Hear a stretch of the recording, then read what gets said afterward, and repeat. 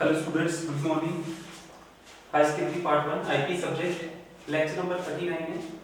Students, आपने last lecture में देखा था कि हम एमएस वर्ड में वर्ड प्रोसेसर को कर रहे थे। तो वर्ड प्रोसेसर हमारा कंप्लीट हो गया टॉपिक। अब इसके बाद का जो नया टॉपिक है एमएस एक्सेल है। एमएस एक्सेल के बाद आपका पावर पॉइंट होगा, तो हमारा सिलेबस कंप्लीट हो जाएगा थ्योरेटिकल पोर्शन। तो ये जो लेक्चर्स है ये अटेंड कर लीजिए आप अच्छे से, ताकि आपको जो प्रैक्टिकल वर्क करना है वो इजी हो जाए। आपके पास एमएस वर्ड, एमएस एक्सेल और पावर पॉइंट एक प्रैक्टिकल कॉन्सेप्ट है जो प्रैक्टिकली आपको परफॉर्म करना है। 30 मार्क्स आपको बताएंगे हमारे प्रैक्टिकल के रहते हैं और 70 मार्क्स आपके थ्योरी के रहते हैं। थ्योरी में जो क्वेश्चन आएंगे, तो प्रैक्टिकल में भी आपके 30 नंबर हैं, तो उसमें से आप कितने मार्क्स ले सकते हैं वो आपके प्रैक्टिकल के ऊपर डिपेंड करता है। स्टूडेंट्स, हमने देखा था कि जो सॉफ्टवेयर्स होते हैं, बेसिकली सॉफ्टवेयर क्या होते हैं? Software are the set of instructions और कलेक्शन ऑफ प्रोग्राम्स। लेकिन सॉफ्टवेयर जो थे वो टू टाइप्स के थे। आपने देखा था कि एक था application software,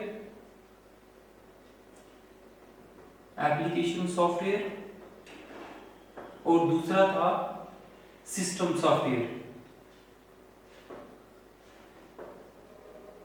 student, system software और एप्लीकेशन सॉफ्टवेयर में ये डिफरेंस था कि जो सिस्टम सॉफ्टवेयर थे वो आपके डिफरेंट सिस्टम्स में जितनी भी डिफरेंट जो आपकी डिवाइसेस होती हैं उन सभी डिवाइसेस को कनेक्ट करके रखता है और उनको ऑपरेट करता है। दैट मींस जो भी peripherals attached to the computer होती हैं उनको ये परफॉर्म करता है, उनके ऑपरेशंस को। जैसे कि आपका ऑपरेटिंग सिस्टम हो गया या और बहुत सारे प्रोसेसर्स हो गए। बट एप्लीकेशन सॉफ्टवेयर वो सॉफ्टवेयर थे जो किसी स्पेसिफिक काम के लिए बनाए जाते हैं। एप्लीकेशन सॉफ्टवेयर आर दो softwares which are designed to perform some specific task, किसी खास काम को करने के लिए किए जाए उनको एप्लीकेशन बोलते हैं। तो आप आज जो हम करने जा रहे हैं ये भी एक एप्लीकेशन सॉफ्टवेयर ही है, स्प्रेडशीट। स्प्रेडशीट एक एप्लीकेशन सॉफ्टवेयर है और एक एप्लीकेशन इस तरह से एप्लीकेशन प्रोडक्टिविटी भी कह सकते हैं इसको। जिस एप्लीकेशन प्रोडक्टिविटी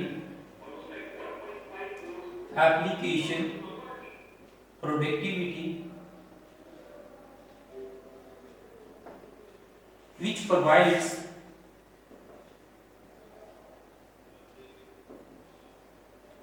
a way, ये ऐसा रास्ता हमें प्रोवाइड करता है जिससे हम डाटा को मैनेज कर सकते हैं। which provides a way to manage, जिससे हम मैनेज कर सकें, मैनिपुलेट कर सकें and store different database in a tabular form।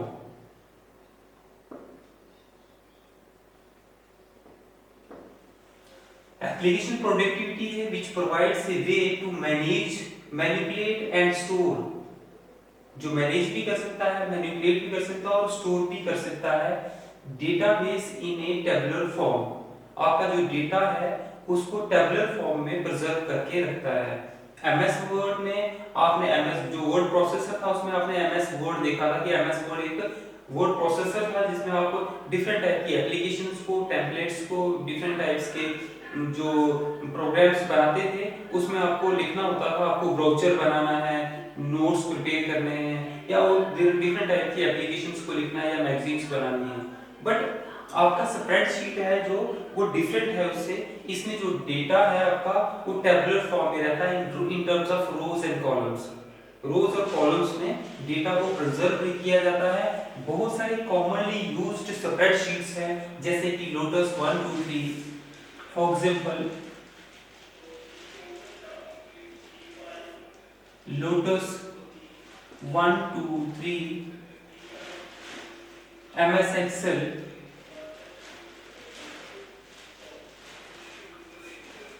Google sheet,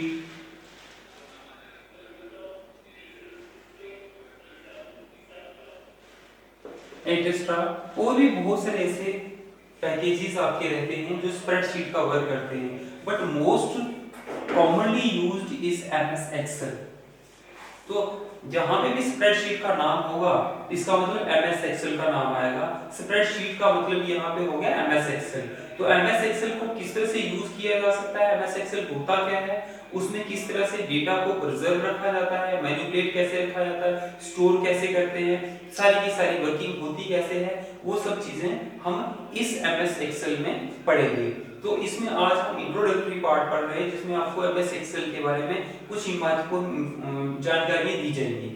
students आपको बताइए कि चाहे वो टीचर हो, चाहे वो अकाउंटेंट हो, चाहे वो क्लर्क हो, चाहे वो किसी भी किस्म का काम अपने डिफरेंट ऑफिसेज में कर रहा हो, जब तक उसको MS Excel that is spreadsheet नहीं आता अच्छे से, तो वो अपने आप को सेटिस्फैक्टरी फील नहीं करेगा, कहीं ना कहीं अपने आप को इनकॉम्पिटेंट फील करेगा जब तक उसको एमएस एक्सेल का नॉलेज नहीं होगा। एमएस एक्सेल का नॉलेज हमारे लिए बहुत इंपॉर्टेंट है, चाहे वो स्टूडेंट हो, चाहे वो टीचर हो, चाहे वो डिफरेंट फील्ड में किसी भी जगह पे किसी बिजनेस सेल्स में काम कर रहा हो, किसी अकाउंटिंग पर्पसेस के लिए किसी फाइनेंशियल ऑर्गेनाइजेशन में एज ए मैनेजर वर्क कर रहा हो, तो आपको स्प्रेडशीट का नॉलेज होना जरूरी है। अब स्प्रेडशीट के बारे में कुछ इंपॉर्टेंट चीजें हम पढ़ते हैं कि जो स्प्रेडशीट है उसकी नीड होती क्यों है, क्यों उसकी नीड पड़ती है स्प्रेडशीट की हमें। तो नीड ऑफ स्प्रेडशीट,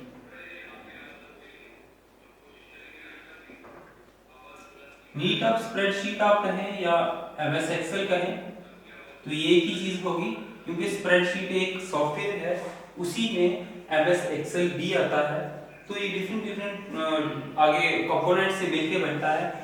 तो नीड ऑफ डिफरेंट शीट क्या है कि नीड क्या है या जो यूजर्स है वो किस तरह से इसको यूज करते हैं, आप में इसको नीड कह सकते हैं, are the user of spreadsheet. That means spreadsheet को यूज करने वाले कौन कौन लोग हैं जिनको स्प्रेडशीट इस्तेमाल करनी पड़ सकती है अपने वर्क के लिए। तो इसमें जो स्प्रेडशीट को यूज करने वाले लोग हैं उसको उसमें सबसे पहले आपके पास आएगा कि आप मार्केटिंग सेल्स में कहीं पे भी काम कर रहे हैं, मार्केटिंग सेल्स में कहीं पे भी काम कर रहे हैं,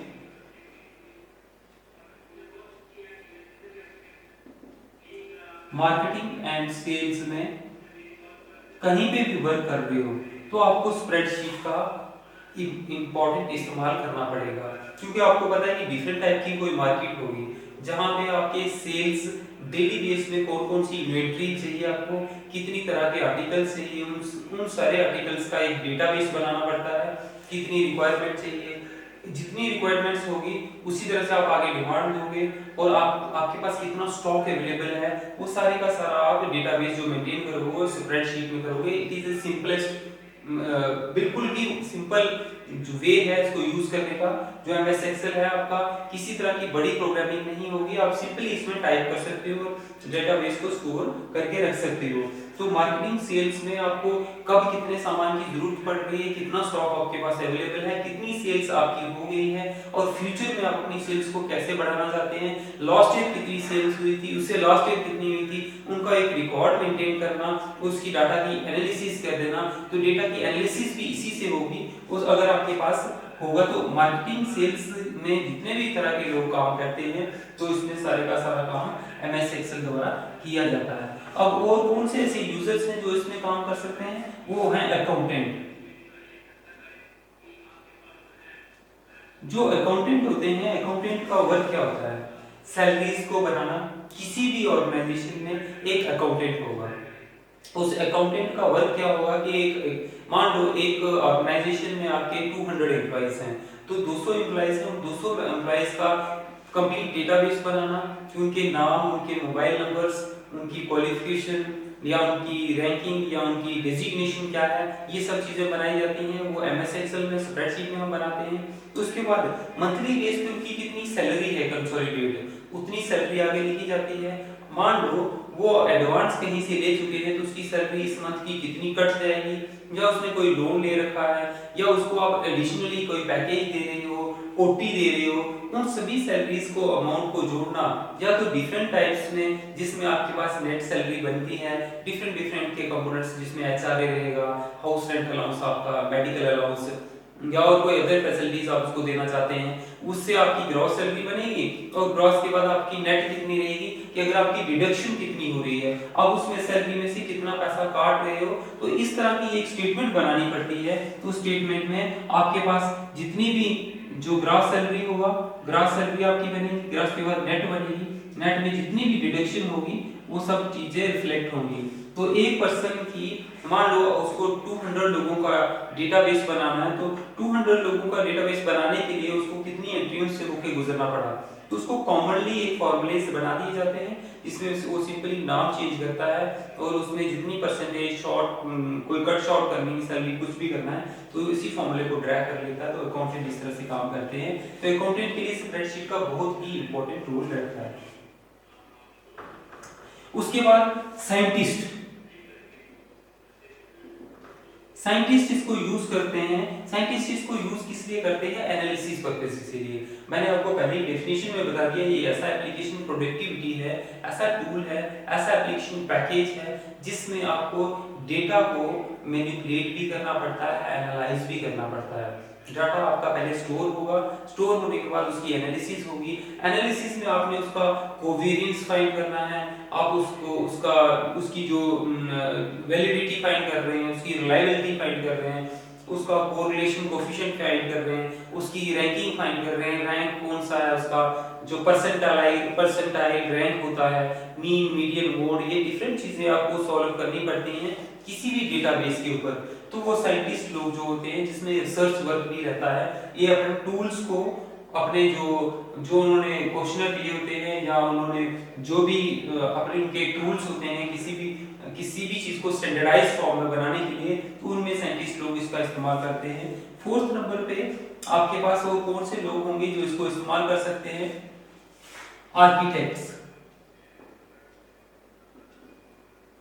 आर्किटेक्ट लोग कौन से होते हैं? जो डिजाइनर होते हैं, जो डिजाइन बनाते हैं। किसी ब्रिज का डिजाइन बनाना है, उसकी स्टेबिलिटी को फाइंड करने के लिए ये ब्रिज कितना वेट झेल सकता है, किसी बिल्डिंग का मैप बना लिया।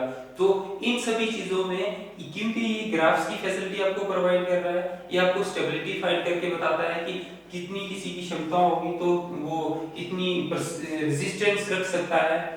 और जो आर्किटेक्ट्स होते हैं, आर्किटेक्ट अपने डिजाइन को बनाने के लिए उस पूरे डिजाइन का जो स्ट्रक्चर है, उसकी जो फीडिंग है डेटाबेस की, और उसमें डिफरेंट टाइप्स की जो इन्वेंटरी लग रही है, आपको क्या क्या चीजें चाहिए आर्किटेक्ट डिजाइन के बाद, ब्लूप्रिंट बनाने के बाद, वो सारी चीजें मेंटेन की जाती हैं जो आर्किटेक्चर करते हैं। इसके अलावा कौन से ऐसे लोग हैं जो इसको इस्तेमाल करते हैं? तो इसमें सेल्स मार्केट, मैंने बता दिया कि आपके मार्केट एंड सेल्स में, और स्मॉल मार्केट्स जो होती हैं, स्मॉल मार्केट होती हैं, वो भी एक्सेल का इस्तेमाल कर सकती हैं। इवन की एक्सेल का इस्तेमाल एक सिंपल एक यूजर जो पर्सनल वर्क अपना कर रहा है, उसको भी अपना घर का कोई इंपॉर्टेंट बजट बनाना है या किसी चीज के बारे में कैलकुलेशन करनी है, क्योंकि आपको पता है कि पूरी की पूरी साल का जो बजट है उसमें बहुत सारी मैथमेटिकल कैलकुलेशंस की जरूरत पड़ती है। वो सारी की सारी कैलकुलेशन जो हमारी है एक्सेल द्वारा की जाती हैं, क्योंकि एमएस वर्ड में इस तरह से पॉसिबल नहीं कि आप मल्टीप्लिकेशन भी कर सको, सब्ट्रैक्शन भी कर सको, एडिशन भी कर सको। उसमें सिंपली ऐड तो हो सकता है, बट इस तरह से जो सेल्स होते हैं आपके एक्सेल में, हर एक सेल को पर्टिकुलरली रेफरेंस लिया जाता है, जिससे उसको आप रेफरेंस को लेके दूसरी शीट में उसका रेफरेंस ले सकते हो। किसी भी तरह की कैलकुलेशन करनी हो, इनकम टैक्स के रिलेटेड जब टैक्स कैलकुलेट होते हैं, आप जो टैक्स पेयर्स लोग होते हैं, जब बैलेंस शीट्स बनती हैं, वहां पे भी एक्सेल का इस्तेमाल होता है, स्प्रेडशीट का इस्तेमाल होता है। जो चार्टर्ड अकाउंटेंट्स होते हैं, सीएस होते हैं, वो भी इसका इस्तेमाल करते हैं। इसके अलावा सिंपली टीचर्स होता है, जो भी एजुकेशन फील्ड में काम कर रहा है, चाहे वो अपनी आपकी कोई भी वर्क कर रहा हो या कोई रिसर्च कर रहा हो, चाहे वो एक्चुअल रिसर्च करना चाहता हो, किसी एक पर्टिकुलर टॉपिक पे छोटी सी एक रिसर्च करना जा रहा हो, जिसमें उसने डिफरेंट टाइप की हाइपोथेसिस दी हो और किसी एक हाइपोथेसिस को लेके वो प्रूव करना चाहता हो, तो उसमें किसी न किसी टूल्स की आपको रिलायबिलिटी फाइंड करनी पड़ेगी, उसकी वैलिडिटी फाइंड करनी पड़ेगी कि आपने जो हाइपोथेसिस दी थी क्या वो वैलिड है, क्या वो ठीक थी, जो भी उसने क्वेश्चनर लिया था। तो उसकी रिलायबिलिटी डिफरेंट टाइप्स के लोगों के ऊपर टेस्ट की जाती है। उसकी रिलायबिलिटी को फाइंड करने के लिए हम एक्सेल का इस्तेमाल कर सकते हैं। सिंपल यूजेबल टूल है जिसको हर पर्सन इजी वे में यूज कर सकता है। तो ये लोग थे जो इसको इस्तेमाल करते हैं। आप देखेंगे कि एमएस एक्सेल के बिना जो भी कंप्यूटर फील्ड का पर्सन है वो इनकम्प्लीट सा लगता है, क्योंकि एमएस एक्सेल में बहुत सारे ऐसे वर्क को किया जा सकता है। तो मैंने कुछ लिमिटेड जो लोग बताए जो इसको यूज करते हैं। Now come on its features. जो फीचर्स हैं एमएस एक्सेल की, वो कौन कौन सी फीचर्स हैं? Features of MS Excel. इन फीचर्स को हम किस तरह से अपने लिए यूज कर सकते हैं, चाहे हम टीचर हैं, चाहे हम स्टूडेंट हैं, चाहे हम अकाउंटेंट हैं, चाहे कोई बिजनेसमैन है, चाहे हम किसी ऑर्गेनाइजेशन जो चला रहे हैं। तो हमारा जो डेटाबेस है डे टू डे का, तो उसको कैसे मैनेज किया जा सकता है, उसको मैनिपुलेट कैसे किया जा सकता है, उसका प्रिंट कैसे निकाला जा सकता है, ये सब चीजें हम एक्सेल में पूरी तरह से पढ़ेंगे। बट इसकी फीचर्स में सबसे पहली जो इसकी फीचर है जिसमें हम कह सकते हैं it is a GUI based application. ये ग्राफिकल यूजर इंटरफेस है। ग्राफिकल यूजर इंटरफेस का मतलब है कि आप इसको जब ओपन करोगे, इसके डिफरेंट सेल्स पे जाओगे तो माउस के क्लिक करने से आप उसके डिफरेंट सेल्स में मूव हो सकते हो। आप उसको ड्रैग भी कर सकते हो, स्क्रीन के ऊपर पूरे का पूरा आपका कंट्रोल रहेगा। आपको ड्रैग करना है, आपको उसको नंबर लाइनिंग देनी है, उसको कलर देना है, उसका फॉन्ट साइज बढ़ाना है, उसमें डिफरेंट टाइप्स के कोई इफेक्ट्स लगाने हैं, डिफरेंट टाइप की फिल्ट्रेशन करनी है, आपको अल्फाबेटिकली ऑर्डर को सॉर्ट करना है। ये सब चीजें की जा सकती हैं सिंपली माउस के क्लिक से, क्योंकि GUI का मतलब होगा वो ग्राफिकल यूजर इंटरफेस है, दैट इज इवेंट ड्रिवन। वो आपके डायरेक्टली माउस का आपके ऊपर कंट्रोल रहता है।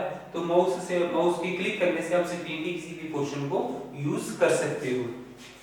सेकंड वन जो आप यूज कर सकते हैं that is advance formatting tools. इसमें एडवांस फॉर्मेटिंग टूल्स हैं। बहुत सारे ऐसे फॉर्मेटिंग टूल्स रहते हैं जिन फॉर्मेटिंग टूल्स को यूज करके आप एक्सेल में डेटाबेस को बनाते हो, बनाने के बाद उसको ज्यादा अट्रैक्टिव वंडरफुल वे में प्रेजेंट कर सकते हो।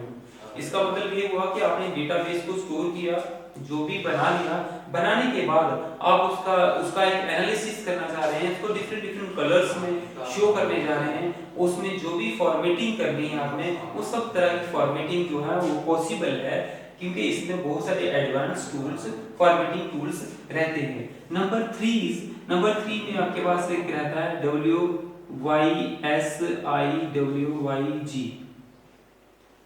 What you see is what you get. What you see is what you get. जो आप देखते हो, एमएस एक्सेल में आपने जिस तरह से डिजाइनिंग कर दी, आपने देख लिया कि एमएस एक्सेल में मेरी फाइल इस तरह से बन रही है, तो जो आप देखोगे वैसे का वैसा भी आप प्रिंट निकाल सकते हो as it is. No doubt आपको थोड़ा सा इसका नॉलेज होना चाहिए, क्योंकि पेज सेटअप इसमें थोड़ा सा डिफिकल्ट रहता है, क्योंकि पेज सेटअप सिंपली जो एमएस वर्ड है उसमें और इसमें थोड़ा सा डिफरेंट है कि पेज सेटअप कैसे किया जाता है। तो चीजें हम सारी की सारी देखेंगे। तो अगर आप उसको पूरी तरह से कंट्रोल है, आप इसको कर सकते हो, तो आप ये फीचर भी यूज कर सकते हो कि जो चीज आपको दिखे उसी का आप प्रिंट निकाल सको। Simply what you see is what you get. जो भी आप देखेंगे तो ही आप प्रिंट निकाल सकते हैं कंट्रोल टी के ऑप्शन से। There are some readymade templates. इसमें बहुत सारे रेडीमेड टेम्पलेट्स होते हैं जो ऑलरेडी बने हुए टेम्पलेट्स होते हैं। आप किसी भी टेम्पलेट को लेना चाहो उसी टेम्पलेट को ले लो, अपने डॉक्यूमेंट्स में जो भी डिफरेंट टाइप की फीडिंग करनी है डेटा की, तो उसको आप यूज कर सकते हो। कोई भी टेम्पलेट आप ले सकते हो। बहुत सारे डिफरेंट टेम्पलेट्स इसमें बने रहते हैं, उन्हीं टेम्पलेट्स को आप डायरेक्टली फीड भी कर सकते हो। बहुत सारी जगहों पे आपको रजिस्ट्रेशन करनी हो, या आप देख रहे जीके बैंक में आप जाते हो तो बहुत सारे लोग डिफरेंट छोटी ऑर्गेनाइजेशन के डिफरेंट स्कूल्स के जो लोग होते हैं, वो जब भी इनवॉइस बनाते हैं, आपको इनवॉइस का सिस्टम धीरे धीरे बंद हो जाएगा, लेकिन पहले को जो इनवॉइस बनती थी सैलरी कि डिफरेंट अकाउंट्स में ये पैसा डले, तो एमएस एक्सेल में दैट इज स्प्रेडशीट में उसको इनवॉइस को बनाया जाता है, जिसमें नाम जो स्टाफ होगा उसके नाम होंगे, नाम के बाद उनका अकाउंट नंबर होगा और उसमें अमाउंट होगा कि इतना अमाउंट इस नाम में इस अकाउंट के ऊपर में आप क्रेडिट कर दीजिए। तो एक टेम्पलेट होता है, सीधा बैंक में जाता है, तो सीधा टेम्पलेट का टेम्पलेट पेस्ट हो जाता है और ऑटोमेटिकली माउस के क्लिक करने से सारे के लोगों के अकाउंट में पैसा क्रेडिट हो जाता है, ना कि आपको एक एक पर्सन का नाम लेके और अकाउंट में एक एक सिंगल अकाउंट में फीडिंग करनी पड़े। तो टेम्पलेट्स में आपको बहुत सहायता मिलती है, चाहे 50 लोग हो, चाहे 100 हो, चाहे 200 हो, चाहे 500 हो, तो माउस के एक क्लिक से। बट इसमें प्रॉब्लम यह है कि आपके अकाउंट्स नंबर ठीक लिखे हुए होने चाहिए और एक्सेल में बने होने चाहिए, तो वो सारे के सारे कन्वर्ट हो जाएंगे। इसी तरह से इसमें और भी बहुत सारे फीचर्स हैं, जिसमें फाइनेंशियल एंड स्टैटिस्टिकल ऑपरेशंस रहते हैं। इसमें बहुत सारे financial and statistical operations perform किए जाते हैं एमएस एक्सेल में। इनके द्वारा जो भी फाइनेंस का वर्क होता है और स्टैटिस्टिकल टेक्निक्स यूज की जाती हैं, जिसमें मीन, मीडियन, मोड, इन चीजों के अलावा रैंक डिफरेंस को फाइंड करना, कोरिलेशन को फाइंड करना, बहुत सारे रैंकिंग डिफरेंसेस जो निकाले जाते हैं वो इसके द्वारा निकाले जाते हैं, जिसमें कोरिलेशन और कोवेरिएंस को फाइंड किया जा सकता है, जिसमें रिलायबिलिटी और वैलिडिटी का भी रोल रहता है। ये स्टैटिस्टिकल ऑपरेशंस इसमें हम परफॉर्म करते हैं। इसके अलावा आपके पास लॉजिकल ऑपरेशंस हैं, जिसमें लॉजिकल डिसीजंस लिए जाते हैं। लॉजिकल बहुत अच्छा पार्ट है कि लॉजिकल में क्या है कि इसको एक लॉजिकल ऑपरेशंस में आपके पास क्या होगा कि एक लूप लगा दिया जाएगा या तो एक कंडीशन लगा दिया जाएगा कि आपकी परसेंटेज अगर 35 से बिलो है तो स्टूडेंट्स फेल होना चाहिए, तो आप कंडीशन लगाएंगे इज इक्वल टू करके if the percentage is less than 35 तो स्टूडेंट प्रिंट फेल, तो स्टूडेंट जो फेल हो अदरवाइज पास। तो आप उसकी जो जैसे ही बच्चे की परसेंटेज होती है वो दिखती है कि इससे इसकी कम परसेंटेज है, तो आगे जो रिजल्ट देता है रिजल्ट में फेल आएगा। तो इस तरह से लॉजिकल ऑपरेशंस लगाए जाते हैं, जो भी रीजनिंग आप इस पे लगा देंगे तो वैसा ही इफेक्ट आपको वैसे ही फंक्शंस परफॉर्म करके देगा। 7th में आपके पास एडवांस कॉपी एंड पेस्ट का ऑप्शन रहता है, जिसमें एडवांस टाइप की कॉपी पेस्ट फैसिलिटी है। Copy paste simply copy paste ही नहीं होता, बल्कि जब भी कॉपी करते हैं पेस्ट करने की बारी आती है तो बहुत सारे डिफरेंट ऑप्शंस आते हैं कि क्या आप एज इट इज कॉपी करना चाहते हो, क्या आप इसकी वैल्यूज को लेना चाहते हो, क्या आप इस वैल्यू को फॉर्मेट करना चाहते हो। बहुत सारे ऑप्शंस आपको दिखेंगे जब धीरे धीरे हम एक एक चीज यूज करेंगे। सिंपली कॉपी पेस्ट नहीं बल्कि इसके अलावा एडवांस कॉपी पेस्ट फीचर्स को भी आपको बता रहा है, जिसमें चार्ट के साथ आपके ग्राफ्स को भी बनाता है। डिफरेंट टाइप्स के चार्ट्स बनाना और ग्राफ्स बनाना भी पॉसिबल है एमएस एक्सेल में। एमएस एक्सेल में बहुत सारे डिफरेंट टाइप्स के चार्ट और ग्राफ्स को भी प्रिपेयर किया जाता है, ताकि आप जो आपका डेटा है उसकी एक रिप्रेजेंटेशन दे सको कि मेरे पास इतने स्टूडेंट थे, इसमें से इतने लोग फेल हो गए हैं, इतने लोग पास हैं। तो एक डेटाबेस की आपकी जो रिप्रेजेंटेशन है वो एक ग्राफ के तौर पे दिखे, और डिफरेंट टाइप का ग्राफ हो या चार्ट बने, जिसमें आपके पास हिस्टोग्राम रहेगा, पाई चार्ट रहेगा, और गाइड कर्व रहेगी, फ्रीक्वेंसी कर्व रहेगी। ये सब चीजें इसी में एनपीसी में इस तरह से सारी की सारी चार्ट्स के द्वारा और ग्रुप्स के द्वारा बनाई जाती हैं। तो स्टूडेंट आज का जो हमारा टॉपिक था, जिसमें हमने ओनली इंट्रोडक्शन ऑफ एक्सेल देखा। इंट्रोडक्शन में हमने अभी ओनली डेफिनेशन की है और इसके यूजर्स कौन कौन है और इसमें कौन कौन सी फीचर्स हैं। तो नेक्स्ट में इसके एडवांटेजेस क्या है, आप धीरे धीरे इसको किस तरह से यूज किया जाता है, तो ये सब चीजें आपको बताई जाएंगी। तो आप का जो नेक्स्ट टॉपिक होगा कल हम आपके बीच में फिर से आएंगे नेक्स्ट टॉपिक लेके इसी एक्सेल का। तो तब तक स्टूडेंट्स आप जो इसका प्रैक्टिकल पोर्शन है उसको आप यूज करते रहिए और धीरे धीरे घर में प्रैक्टिस करते रहिए, और एमएस एक्सेल का बहुत ज़्यादा रोल है, इसको आप समझने की कोशिश करें। तब तक के लिए नमस्कार।